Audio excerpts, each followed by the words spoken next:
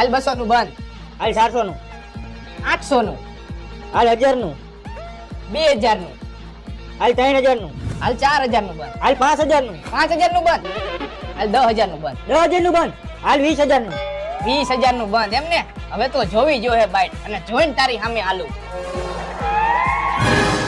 50000 નો iPhone હે, આમાંથી નું 40000 રૂપિયા આવ્યું હાલ અને 10000 વધે મારા. હાલો એમને હવે હું જોઈ લઉં. એક નીકળી જાય ને ભગવાન કરે તો હું હાલું.